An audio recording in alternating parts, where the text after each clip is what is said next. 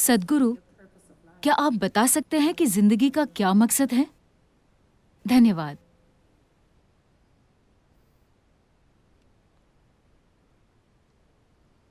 क्या अच्छा नहीं है कि अगर कोई मकसद ना हो तो आपको कुछ भी पूरा नहीं करना, आप बस जी सकते हैं? हुँ?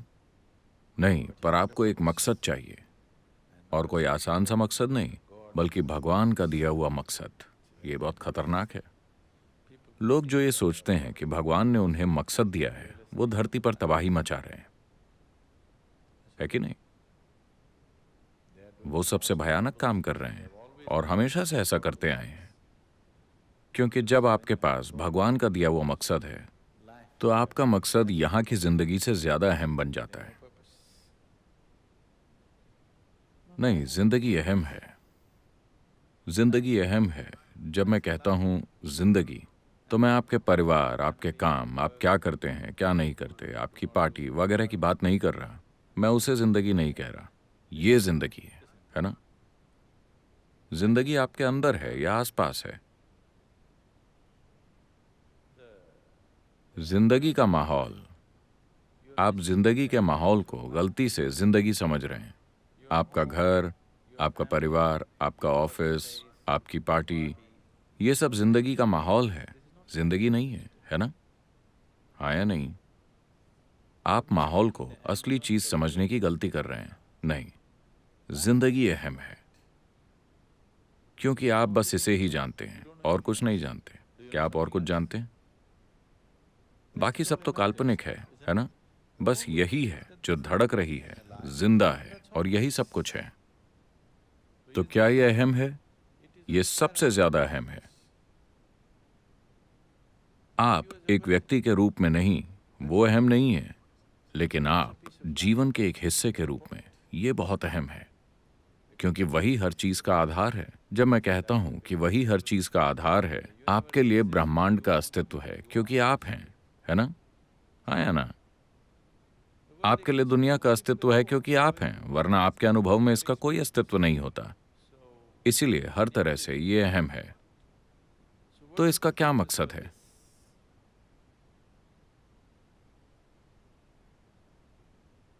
देखिए, अगर आपका कोई मकसद होता और आप उसे पूरा कर लेते, तो उसके बाद आप क्या करते? उसके बाद आप क्या करते? बोर हो जाते, है ना? बस इतना है कि जीवन इतना जटिल है, और इतने अद्भुत तरीके से जटिल है, कि अगर आप 10,000 सालों तक भी इसे ध्यान से देखते रहे, तो भी आप इसे पूरी तरह नहीं जान पाएंगे। अगर आप लाखों सालों तक इस पर गौर करते रहे, पूरा ध्यान लगाकर, तो भी आप इसे पूरी तरह नहीं जान पाएंगे। ये ऐसा है। क्या इसका कोई मतलब है? जिंदगी की सबसे बड़ी बात यही है कि इसका कोई मतलब नहीं है। This is the greatest aspect of life, that it has no meaning to it and there is no need for it to have a meaning. और इसे मतलब की जरूरत भी नहीं है। ये आपके दिमाग का छोटापन है कि ये मतलब खोजता है, क्योंकि मानसिक तौर पर आप जिंदगी से जुड़ा हुआ महसूस नहीं करते। अगर आपके पास कोई मकसद या मतलब नहीं है, लोग लगातार ऐसे झूठे मकसद बनाने की कोशिश में लगे हुए हैं। अब वो काफी खुश और अच्छे भले थे, अचानक उनकी शादी हो गई। अब दूसरा इंसान मकसद बन गया, फिर उनके बच्चे हो गए। अब वो एक दूसरे से दुखी हो जाते हैं। अब पूरा मकसद ये है कि मैं इस दुख में रुका हूं बच्चों की वजह से। ये इसी तरह चलता रहता है। ये सारी चीजें आप कर रहे हैं और इन्हें जिंदगी का मकसद मान रहे हैं। और क्या भगवान का दिया हुआ कोई मकसद है? अगर भगवान को पता ही ना हो कि आपका अस्तित्व है, तो नहीं, बाय चांस उन्हें पता ना हो, तो इस विशाल ब्रह्मांड में, जहां भगवान को इन अरबों आकाश गंगाओं का निर्माता और मैनेजर माना जाता है, उन सब में ये छोटा सा प्लैनेट और इस शहर में आप, मान लीजिए कि उन्हें पता ही नहीं कि आप हैं, तो क्या करोगे? हो सकता है या नहीं? माफ कीजिए, मैं ऐसी बुरी बातें कर रहा हूं, पर यह हो सकता है कि नहीं? क्या होगा अगर उन्हें पता ही ना हो कि आपका अस्तित्व है?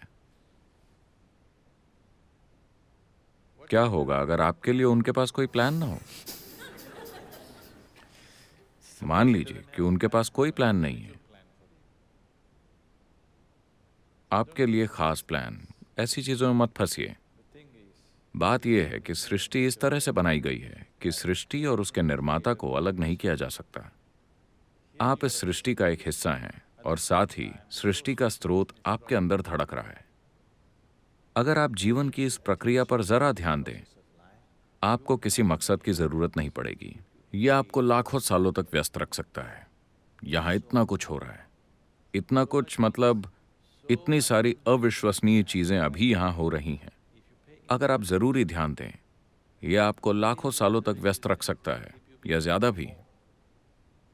अभी मकसद की जरूरत इसलिए पड़ रही है क्योंकि आप अपने मानसिक ढांचे में फंसे हुए हैं, अपनी जीवन प्रक्रिया में नहीं, अपने मन में। आपका मानसिक ढांचा उस सीमित जानकारी से काम करता है जो उसने इकट्ठा की है। ये उसी के अंदर घूमता रहता है। और अभी आपके विचार और भावनाएं आपकी जिंदगी से कहीं ज्यादा अहम हो गए हैं, है कि नहीं? तो इसी वजह से आप मकसद ढूंढ रहे हैं, इस जाल से बाहर निकलने के लिए जो आपने अपने लिए खुद बिछाया है। यह जाल आपने खुद बिछाया है। आप आसानी से इससे बाहर आ सकते हैं। अगर जाल किसी और ने आपके लिए बिछाया होता तो बाहर आना मुश्किल होता, क्योंकि वो जाल इस तरह से बिछाएंगे कि आप उससे बाहर ना निकल सकें, है ना? मेरा मतलब, मैं जीवन की बात कर रहा हूं, शादी की नहीं। वही तो ये जाल आपने खुद बिछाया है। इससे बाहर आना आसान है, पर यही तो पूरी बात है। ये इतना मुश्किल इसलिए है क्योंकि अब आपने जाल से अपनी पहचान जोड़ ली है। आपको ये अच्छा लगता है। आपको ये अच्छा लगता है क्योंकि ये आपको कुछ मायनों में सेफ्टी और सिक्योरिटी और प्रोटेक्शन और एक अलग पहचान देता है। अगर आप अपने चारों तरफ एक सुरक्षा कवच बना लेते हैं तो वो आपको सेफ्टी देता है, पर आपको कैद भी कर लेता है। Walls of self-preservation are also walls of self-imprisonment. खुद को बचने के लिए बनाई गई दीवारें खुद को कैद करने वाली दीवारें भी हैं। जब ये आपकी रक्षा करती है आपको ये अच्छी लगती है, जब ये आपको रोकती है आपको ये अच्छी नहीं लगती। इसीलिए घर में दरवाजे होते हैं। हमें दीवारें अच्छी लगती हैं क्योंकि ये हमें बचाती हैं, लेकिन दरवाजे भी होते हैं ताकि हम उन्हें खोल सकें और जब चाहे बाहर जा सकें। चाहे दीवारें कितनी भी अच्छी हों, हम फिर भी बाहर निकलना चाहते हैं, है ना? तो ऐसा आपके बिछाए हर जाल के साथ है। चाहे वो कितना भी अच्छा हो, आप फिर भी बाहर निकलना चाहते हैं। तो जो मानसिक दीवार आपने बनाई है, जो आपको एक तरह की पहचान देती है, जो आपको आपके एक इंसान होने का एहसास करवाती है, एक अलग इंसान, और जो आपको सुरक्षा देती है, जब आप महसूस करने लगते हैं कि ये एक जाल है तो कहीं ना कहीं आप इसे तोड़ना चाहते हैं। तो इसे ना तोड़ने का एक तरीका है एक मकसद ढूंढ लेना। वो लोग जो जिंदगी में मकसद ढूंढ लेते हैं वो अभिमानी बन जाते हैं। वो हमेशा के लिए अपने ही जाल में फंसे रहेंगे, ये सोचकर कि वो सबसे बेहतरीन काम कर रहे हैं। सबसे पहले आपको जरूरत है संतुलन की। अगर आपके पास संतुलन है तो आप ऊंचाई पर चढ़ सकते हैं। अगर आपके पास संतुलन नहीं है तो जमीन पर रहना ही बेहतर है ना? बिना संतुलन वाले इंसान के लिए ऊंचाई पर चढ़ना सुरक्षित नहीं है। बेहतर होगा कि आप जमीन के करीब ही रहें, चढ़े नहीं। तो सबसे पहले संतुलन बनाना जरूरी है। फिर आप अपना मानसिक ढांचा ढीला कीजिए, तब ये बहुत बढ़िया होगा। अगर आप अपना मानसिक ढांचा ढीला छोड़ रहे हैं बिना संतुलन के, जो आजकल काफी लोग कर रहे हैं, देखिए, क्यों कोई शराब पीना चाहता है या ड्रग्स लेना चाहता है? क्योंकि ये आपके मानसिक ढांचे को ढीला कर देते हैं और आपको एक पल के लिए आजाद महसूस करवाते हैं, लेकिन जरूरी संतुलन के बिना। आपने संतुलन के लिए काम नहीं किया, लेकिन आपको आजादी मिल गई। बिना संतुलन के आजादी तबाही है, अराजकता है ना? तो पहला काम है संतुलन लाने के लिए काम करना। इतना जबरदस्त संतुलन कि अगर आप अपने मानसिक ढांचे को तोड़ते हैं फिर भी आप सहजता से जी सकें। अपने मानसिक ढांचे को तोड़ना एक बहुत ही अहम प्रक्रिया है, क्योंकि ये आपका जाल है, ये आपकी सुरक्षा है, ये आपकी स्थिरता है, लेकिन साथ ही साथ ये आपका जाल भी है, क्योंकि दीवारें बन चुकी हैं, आप सुरक्षित महसूस करते हैं, पर यह आपका जाल भी है। अगर आप अपने जाल को तोड़ते हैं, आप अपनी सुरक्षा भी तोड़ रहे हैं, है ना? आप अपने मकसद को भी तोड़ रहे हैं। आप हर वो चीज तोड़ रहे हैं जो आपके लिए मायने रखती है। तो इसके लिए संतुलन चाहिए। बिना संतुलन के अगर आप इसे तोड़ेंगे तो आप पागल हो जाएंगे। मगर मकसद की खोज मत कीजिए, क्योंकि अगर आप मकसद ढूंढते हैं तो आप पागलपन ढूंढ रहे हैं। अगर आपने मकसद ढूंढ लिया तो आप पक्का पागल हैं। हाँ,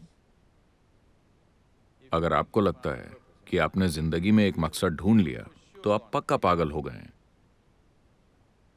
क्योंकि सिर्फ पागल लोगों के पास ही मकसद होता है, और लोग जिनके पास मकसद होता है वो कई तरीकों से पागल होते हैं। ये चीजें आप खुद अपने मन में बनाते हैं और विश्वास करते हैं कि ये सच है ना? अभी अपने देश के लिए लड़ना मेरा मकसद है। अभी अगर इसकी जरूरत है तो मैं लड़ूंगा, ये जानते हुए कि ये फालतू का खून खराबा है। हाँ, तब आप सिर्फ उस हद तक लड़ेंगे जितने की जरूरत होगी। अगर आपको लगता है कि यही आपका मकसद है तो आप पूरी दुनिया को तबाह करना चाहेंगे सिर्फ अपने फालतू विश्वास की वजह से, है ना? अगर किसी चीज की जरूरत है तो हम करेंगे जी जान लगाकर। इसके अलावा कोई और मकसद नहीं है। There is no other purpose. The purpose of life is to live and to live totally. जिंदगी का मकसद है जीना, और पूरी तरह से जीना। पूरी तरह से जीने का मतलब ये नहीं कि रोज रात को पार्टी करो। पूरी तरह से जीने का मतलब है कि मरने से पहले जिंदगी के हर पहलू को देखा जा चुका है, कुछ भी अनदेखा नहीं रहा। हाँ, इससे पहले कि आप मरें, अगर आप पूरे ब्रह्मांड को नहीं देख पाते तो कम से कम जिंदगी के इस हिस्से को तो पूरी तरह से जान लेना चाहिए। आपको अपने साथ इतना तो करना ही चाहिए, है ना? पूरी तरह जीने का मतलब यही है कि आपने इसे पूरी तरह से अनुभव कर लिया, इसके हर आयाम को। आपने कुछ भी बिना देखे नहीं छोड़ा। आप बस इतना कर लें, इसमें बहुत वक्त लग जाएगा। ये मकसद आपके लिए काफी है।